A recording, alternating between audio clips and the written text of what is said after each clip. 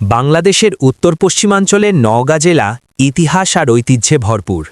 এই জেলার মান্দা উপজেলার অন্তর্গত কুসুম্বা গ্রামে অবস্থিত একটি অনন্য ঐতিহাসিক স্থাপনা কুসুম্বা মসজিদ। প্রায় ৫ শতাব্দী আগে নির্মিত এই মসজিদ আজও দাঁড়িয়ে আছে সময়ের নীরব সাক্ষী হয়ে। ১৫৫৮ খ্রিস্টাব্দে নির্মিত এই মসজিদটি শুধু একটি ধর্মীয় উপাসনালয় নয়, বরং বাংলার মুসলিম স্থাপত্যের এক অসাধারণ নিদর্শন। কালো পাথরে নির্মিত এই মসজিদকে অনেকেই বাংলার কালো তাজমহল বলে থাকেন। একসময় এই অঞ্চল ছিল বাংলার সুলতানি শাসনের অধীনে। প্রশাসনিক ও ধর্মীয় দিক থেকে অঞ্চলটি ছিল অত্যন্ত গুরুত্বপূর্ণ। কুসুম্বা মসজিদ সেই সময়কার রাজনৈতিক স্থিতিশীলতা ও ধর্মীয় চেতনার প্রতীক। আজ শত শত বছর পেরিয়ে গেলেও মসজিদের দেওয়ালে খোদাই করা নকশা, পাথরের স্তম্ভ আর গম্বুজগুলো ইতিহাসের গল্প বলে যায়। সময়ের ঝড়, ভূমিকম্প, শাসন পরিবর্তন সবকিছু পেরিয়ে কুসুম্বা মসজিদ এখনও মাথা উঁচু করে দাঁড়িয়ে আছে। কুসুম্বা মসজিদ নির্মাণ করেন তৎকালীন শাসক গিয়াসউদ্দিন বাহাদুর শাহের শাসনামলে। তার একজন উচ্চপদস্থ কর্মকর্তা সুলাইমান। তিনি ছিলেন একজন ধর্মপ্রাণ ও প্রভাবশালী ব্যক্তি। এই সময়টা ছিল আফগান শাসকদের যুগ। শের শাহ সুরির শাসনের পর বাংলায় আফগান প্রভাব বৃদ্ধি পায়। এই সময়েই বাংলার বিভিন্ন স্থানে বহু মসজিদ, মাদ্রাসা ও স্থাপনা গড়ে ওঠে।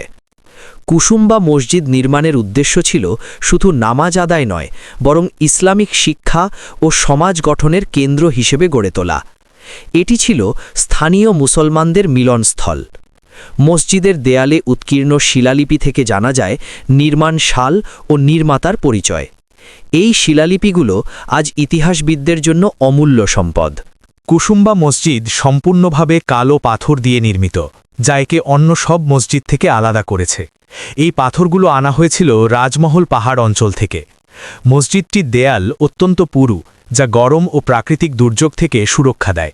ভেতরে রয়েছে পাথরের স্তম্ভ, খিলান ও সুন্দরভাবে খোদাই করা অলঙ্করণ। মসজিদে রয়েছে ৩টি প্রবেশদ্বার এবং ভেতরে ৩টি মেহরাব। প্রতিটি মেহরাবে সূক্ষ্ম নকশা খোদাই করা, যা তৎকালীন কারিগরি দক্ষতার পরিচয় বহন করে। গম্বুজগুলো ভারসাম্যপূর্ণভাবে স্থাপন করা হয়েছে, যা মসজিদটিকে শক্তপোক্ত করে তুলেছে। এজন্যই বড় ভূমিকম্পেও মসজিদটি টিকে আছে। ১৮৯৭ সালের ভয়াবহ ভূমিকম্পে বাংলাদেশের বহু স্থাপনা ধ্বংস হয়ে যায়, কিন্তু কুসুম্বা মসজিদ আশ্চর্যজনকভাবে টিকে যায়। যদিও মসজিদের চারপাশে ফাটল দেখা দেয়, মূল কাঠামো অক্ষত থাকে। পুরু পাথরের দেয়াল ও ভারসাম্যপূর্ণ নকশাই এর প্রধান কারণ।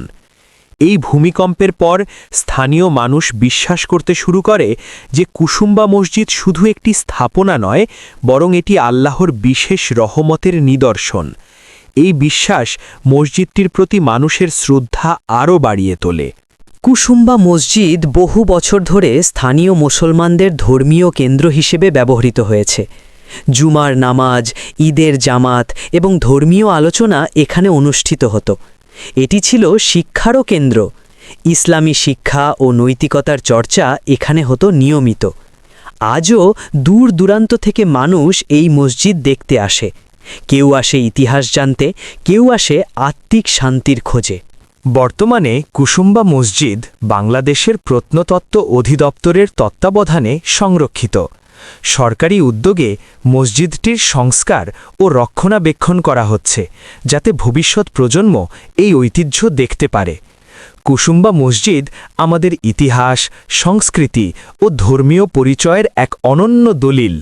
এটি আমাদের মনে করিয়ে দেয়, সময় বদলায়, কিন্তু ইতিহাস থেকে যায়।